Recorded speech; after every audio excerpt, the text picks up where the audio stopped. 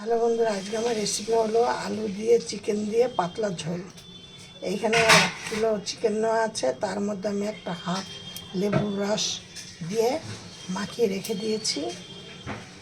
এই আলুগুলো আমি লাল লাল করে ভাজা করে তুলে নিয়েছি। এবার আমি কড়াইতে তেল দিয়ে এর মধ্যে দিলাম তেজপাতা, এলাচ, দারচিনি। এবার আমি এই পেঁয়াজগুলো আর রসুনগুলো দিয়ে দেবো। পেঁয়াজগুলোকে দেবো, দিয়ে রসুনটাকে আদাটা একসাথে পেস্ট করে নিয়ে তারপরে দেবো। এবার দেখো পেঁয়াজগুলো দিয়ে দিয়েছি তেলের মধ্যে। দেখো আদা রসুনটা নিয়েছি, আর এই চিকেনটার মধ্যে এবার একটুখানি দই আর হলুদ যে মাখিয়ে ম্যারিনেট করে রেখে দিলাম। এবার এইভাবে মিনিট কুড়ির মতো রাখবো।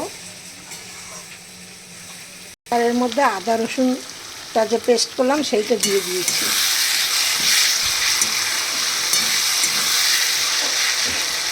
আর দুটো গোটা রসুন দেওয়া হয়েছে। রসুনগুলো কিন্তু খুব ভালো লাগে খেতে, ওই জন্য আমরা যখনই মাংস করি, মটন করি বা চিকেন করি, তার মধ্যে কিন্তু আমরা এরকম গোটা গোটা রসুনও দিয়ে দিই।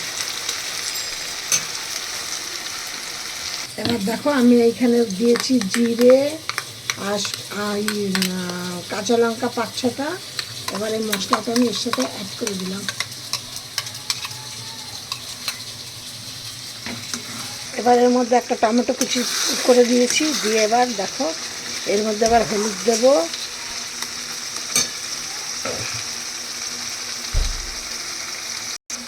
এবার এর মধ্যে 1 চামচ হলুদ দিয়ে দিচ্ছি, 1 চামচ কালারের জন্য কাশ্মীর লঙ্কার গুঁড়ো, স্বাদের জন্য সামান্য চিনি,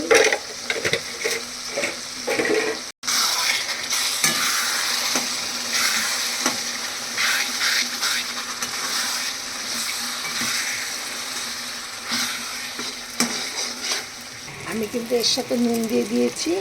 আর এবার দেখো মশলার তেল ছেড়ে গেছে, এবার মাংসটা দিয়ে দিচ্ছি এর মধ্যে।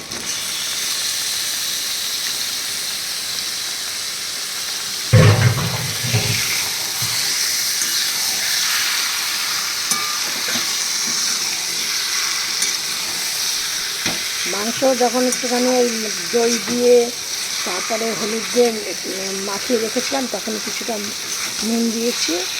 এবার টেস্ট করে মাংসটা হলে পরে টেস্ট করে তারপরে আবার নুন লাগবে কিনা সেটা। লঙ্কা নুনটা তোমরা যে কেউ কেমন পছন্দ করো সেই হিসাবে তোমরা দেবে। এই থেকে এরকম পরিস্থিতিতে এসে আর একটুখানি নাড়াচাড়া করে তারপরে এতে জল দেবো। এবার আমি এর সাথে আলুটা অ্যাড করে নিলাম। আর ওইখানে দেখো আমি জল গরম করতে দিয়েছি, ওই জলটা গরম হয়ে গেলে আমি ওর মধ্যে ঢেলে দেবো। দেখো কালারটা কেমন এসছে, তোমরা বলো। এইভাবে এখন গরম ভাতে এটা পরিবেশন হবে।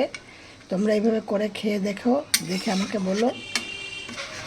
আলু দিয়ে একদম পাতলা ঝোল, কোনো কালার আসুন সেরকম না, অল্প তেলে রান্না।